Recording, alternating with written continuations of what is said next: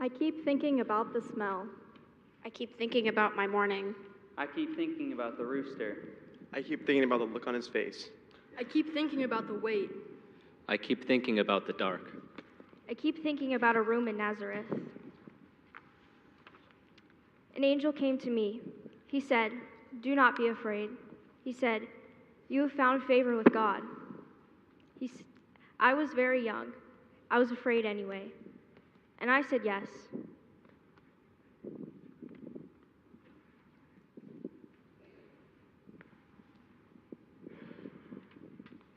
I love the smell of the alabaster oil. When I smooth it over my skin, the fragrance fills the room. It is expensive, imported from India, so I save it. I save it for the moments that deserve it. I was in the crowd when Jesus rode into Jerusalem, all of us waving branches, shouting, "Hosanna, blessed is he who comes in the name of the Lord." It felt like the beginning of something, like the air before a storm, when everything goes very still and very bright.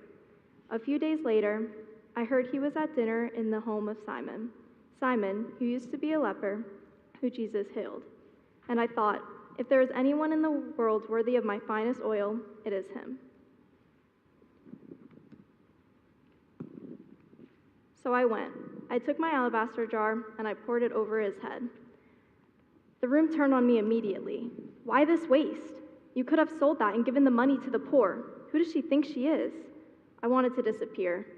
I wanted to take my jar and run. And then Jesus said, "Leave her alone.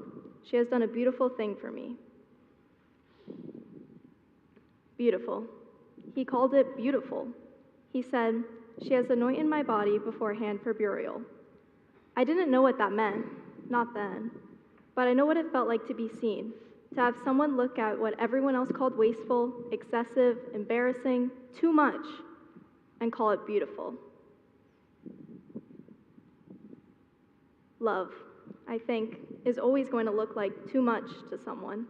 The question is whether you pour it anyway.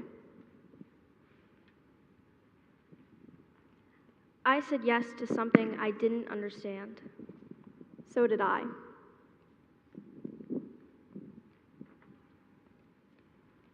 It was early, very early, unreasonably early. I'm the governor of Judea. I represent the full authority of the Roman Empire in this province. I should be able to set my own hours. But no, the priests, the elders, the scribes, all of them, at my door before sunrise, dragging this man, Jesus of Nazareth, demanding a trial. Now look, I didn't care if he called himself Messiah. That's a religious question, not my department. But king? King is my department. King means treason. So I asked him directly, "Are you the king of the Jews?" And he said, and I want you to appreciate how unhelpful this is. He said, "You say so," and then nothing.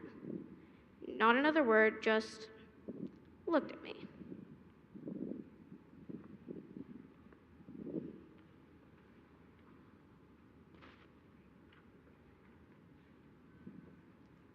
I found no guilt in him.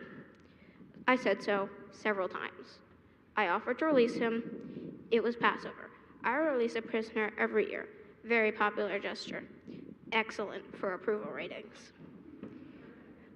But the crowd wanted Barabbas, a murderer. They wanted a murderer over this man.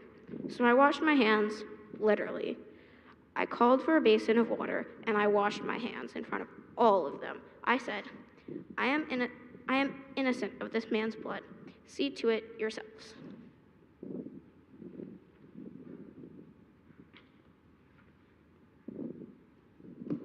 And then I went back to bed. He looked at me. When I asked him the question, when I asked, "Are you the king of the Jews?" he looked at me in a way that I have not. Anyway, I washed my hands. That's it. I have providence to govern. I do not have time to. I made the practical decision. That's what governors do. I told myself the same thing. I'm Peter. I'm one of his closest friends, or I was. We were at the Passover meal, just the 12 of us, and Jesus did something I still think about. He took the bread, broke it, and said, "This is my body." He took the wine and said, "This is my blood of the covenant." We didn't understand it. We looked at each other, but somehow we trusted him. That's what it was like with Jesus. He said something that made no sense, and you trust him anyway, just because of how he said it. And then he got serious. He said, "One of you will betray me." And then he said, "You will all desert me." "Not me," I said immediately. I meant it immediately. "Lord, I will never desert you, even if I have to die with you." He looked at me. He said, "Before the rooster crows, you would deny me 3 times. I didn't believe him. That night, they arrested him in the garden. I followed. I stayed close. I wanted to be brave. I was trying to be brave. I slipped into the courtyard where they were holding him, and I stood by a fire. Someone looked at me and said, "You were with him." And I said, "I don't know what you're talking about."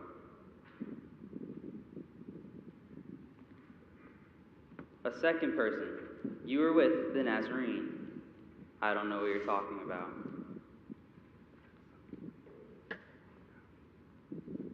A third, "I don't know him." And then the rooster crowed.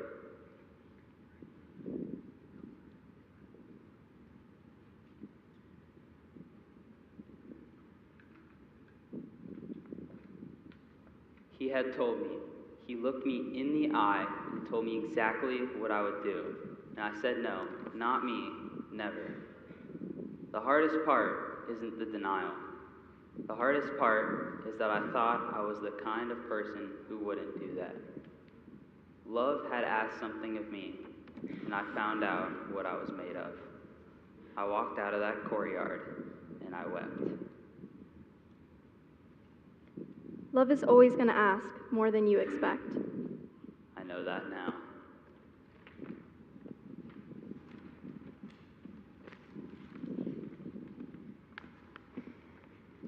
Look, I'm not going to say I was innocent. I wasn't. I did what they said I did. I believed in what I was fighting for. I still do. But yeah, I did it. I was in that cell waiting to die, and I knew it was coming. And I had made my peace with it, more or less. And then they dragged me out into the daylight. I couldn't see anything. I'm squinting, trying to figure out what's happening. And there's this crowd, huge crowd, and they're chanting something. And it takes me a minute to realize they're chanting my name. Barabbas, Barabbas, Barabbas. And I thought, this is it. This is how it ends in front of everyone. And then a guard grabs me, and he takes off my chains.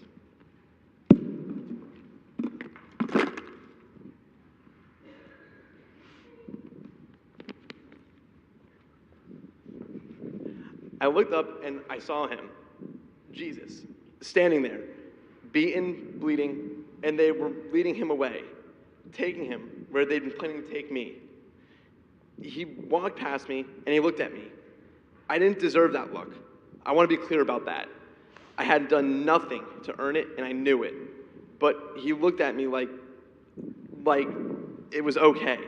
Like he knew exactly what was happening and it was okay. I didn't ask for it. I didn't deserve it. I couldn't have done anything to earn it. He did it anyway. I've been a free man since that morning, and I still don't know what to do with that. What do you do when someone gives you something you have absolutely no right to? You weep. Yeah, you weep.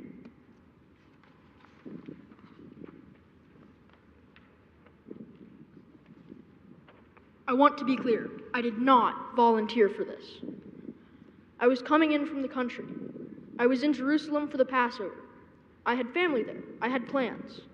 And I was just passing through a street when suddenly there's a soldier in my face and a crossbeam in my hands, and I'm being shoved into a procession I have nothing to do with.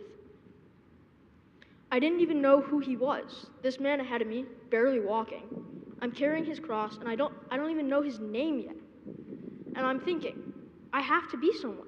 My sons are waiting for me. This is not my problem. This is not my story. But then I look at him, I don't know how to explain what happened when I look at him. He was exhausted.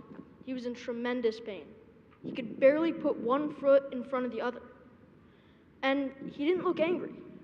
He didn't look sorry for himself. He looked present. Like every step was chosen. Like even this was something he was doing, not something being done to him. I carried that cross the rest of the way to Golgotha. I didn't put it down. My sons, Alexander and Rufus, they know this story. They've heard it 100 times. Their father, who went out for the Passover and came back different. I came to Jerusalem to worship God from a safe distance. I ended up carrying his cross. I think those might be the same thing. You pour the oil. You carry the cross.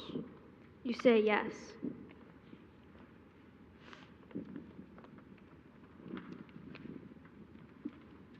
I am a soldier, a centurion. 100 men serve under me. I follow orders. I give orders. I have seen battle, blood, and death, and I have not looked away from any of it. Jesus of Nazareth was assigned to my detail. He was just another criminal. My men did what soldiers do. I'm not going to dress it up. They beat him, they mocked him, they put a crown of thorns on his head because someone thought that was funny. He was too weak to carry his cross, so we pulled a man from the crowd.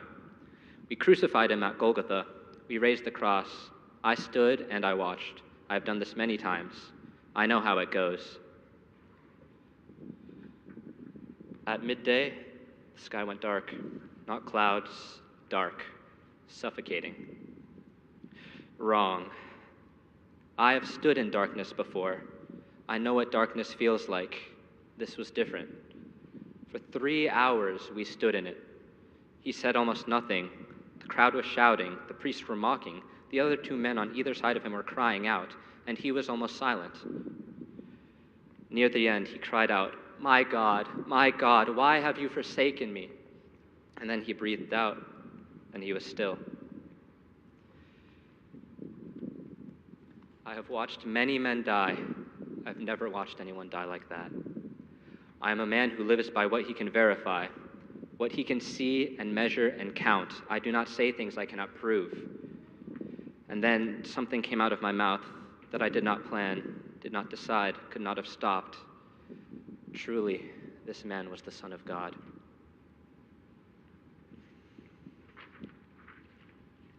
I don't know what I am now.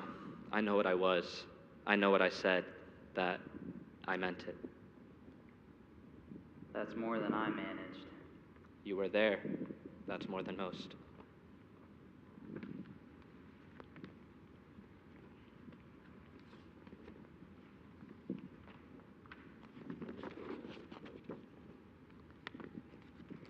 I've been standing here, trying to remember ordinary things. The way he laughed, the sound of him learning to read the Torah out loud, stumbling over the long words, then getting them right and looking at me like, "Did you hear that?" The way he looked at people. No one looked at people the way he did. When the angel came to me, I was very young, barely older than some of you. He said, "Do not be afraid." He said, "You have found favor with God." He said, "You will bear a son, and you will call him Jesus, and he will be great, and he will be called the Son of the Most High." I didn't know what that meant, but something in me knew that it was real and that it was going to cost something. And I said yes anyway.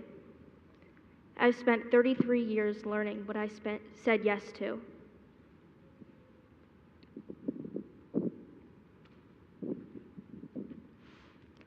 I want to tell you something about love. Love is not a feeling that arrives and stays. Love is a choice you make in the morning, and then make again at noon, and then make again when things get hard, and then make again at the foot of a cross when everything in you wants to run. I'm still making it, right now. I'm still saying yes to love.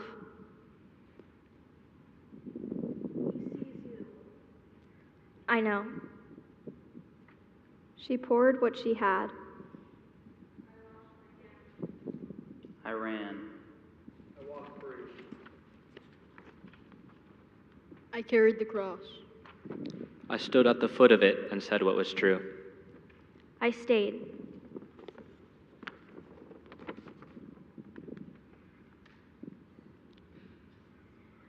You are my son.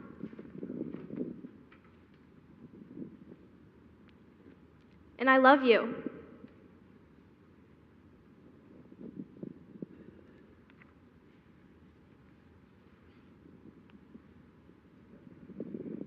Be still.